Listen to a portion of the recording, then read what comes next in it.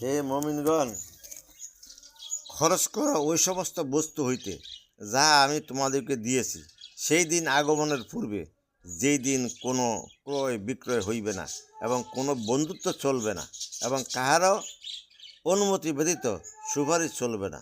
সূরা বাকারা 254।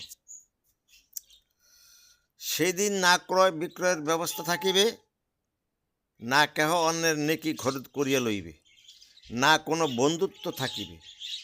সে সম্পর্কের কারণে কেহ অন্যের নিকট হইতে নেকি চাহিয়া লইবে, না অনুমতি ব্যতীত কাহারও সুপারিশ করিবার অধিকার থাকিবে। নিজের পক্ষ হইতে কাকুতি মিনতি করিয়া সুপারিশ করাইয়া লইবে। মোট কথা, সেই দিন অন্যের নিকট হইতে সাহায্য লওয়ার সকল পথ বন্ধ থাকবে।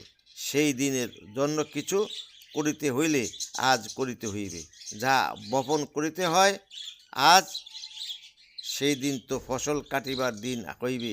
যাহা বপন করা হইয়াছে উহাই কাটা হইবে। খাদ্য শস্য হোক বা ফুল অথবা কাটা বা জ্বালানি লাকড়ি, প্রত্যেক ব্যক্তি যেন নিজে চিন্তা করিয়া দেখে সে কি বপন করিতেছে। আম গাছ লাগাইয়া তো আর জাম গাছ পাওয়া যাবে না, কাঁঠাল গাছ লাগাইয়া আর সৃষ্টি গাছ হবে না। যা করবেন তাই পাবেন। এই জন্য দুনিয়া থাকতেই আখেরাতের কাজ যে যেমনি পারেন করে নেন। দুনিয়া ক্ষণস্থায়ী, আখেরাত চিরস্থায়ী।